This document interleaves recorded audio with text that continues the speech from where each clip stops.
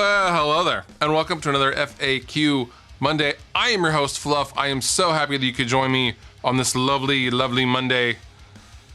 It's not that lovely, is it? It's Monday. How could it be that lovely? But you know what? I'm gonna make it all better by answering some questions, and we're gonna nerd out, and then I'm gonna tell a joke, and then I'm gonna give you something to check out, and that will carry you through to at least lunch, right? Hopefully. What's for lunch? First question. Hey Fluff, what's your opinion on Aristides guitars? You know what? I've tried a few of them at NAMM over the last 2 years, and they're awesome. Really stable, and they have a really sleek feel to them. Also, I hope I was pronouncing that right. Aristides, I've heard several different pronunciations from several of their artists. Either way, awesome. I would love to own one. They're just a little bit out of my price range, and I don't need another guitar. But I do hope to eventually have one. I want a twin humbucker one. I don't want the 3 single coil. I want the twin humbucker with the maple neck. And yeah, 6-string awesomeness. I actually tried an old model at the KSR booth this last NAMM, and I was like, this guitar is amazing. And then my buddy Guy was like, that's an old one too. That's like one of the original ones. That's not even one of the new ones. So I went and tried one of the new ones.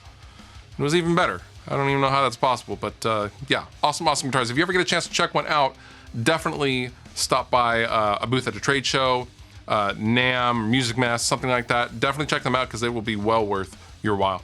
If you could own any 2 pieces of gear from Joe Bonamassa' collection, which would you choose? Oh man, well, I think the first and most obvious answer would be one of his 59 Les Pauls. You know what, maybe the Skinner Burst. I think the Skinner Burst would be the one that I choose. The second one would probably be one of his original, Marshall Plexis or something like that. That way I could just get all pure vintage tone, vintage guitar, vintage amp together, and it would be awesomeness. I would not choose 2 59 Les Pauls, just one to cherish. Because once you have a second one, then then you have to buy a third and a fourth, and they're only like $750,000 each, and then you're homeless, selling your dogs to get more guitars, and it's bad. It's just a bad situation because I'm not Joe Bonamassa, so that's what would happen. So yeah, 59 Les Paul, vintage Marshall Plexi, I'd be all set. How come you don't play 7 strings anymore? They were a lot of fun. I enjoyed playing the 7-string stuff.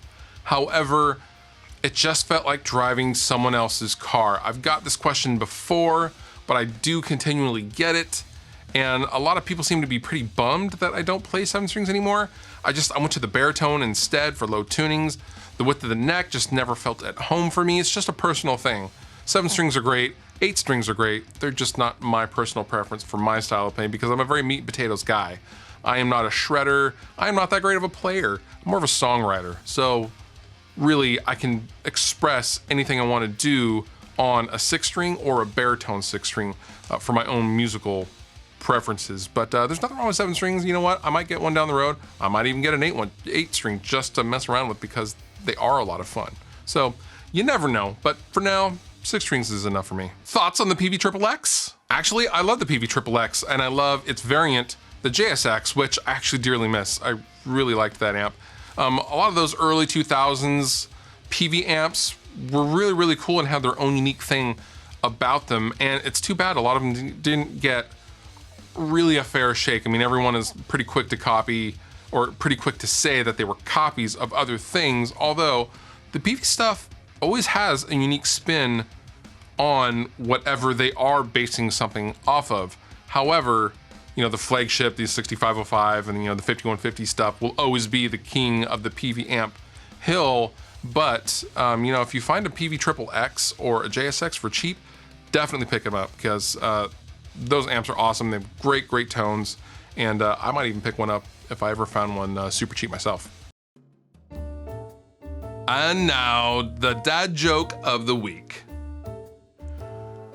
What lies on the ocean floor and shivers? A nervous wreck. Nervous wreck.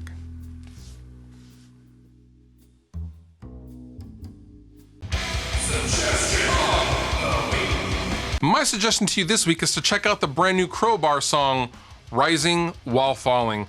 This is a song from the upcoming Crowbar record. I'm a huge Crowbar fan, and if you're not, you should be. And if you've never heard of Crowbar, it's Kirk, who also played in Down up until recently, but his bread and butter for many, many years was Crowbar. Crowbar is heavy, slow, and sludgy, and it's amazing. I think you guys will dig it a lot. You've been wonderful. I have been Fluff. Thank you so much for watching, and I'll see you next time.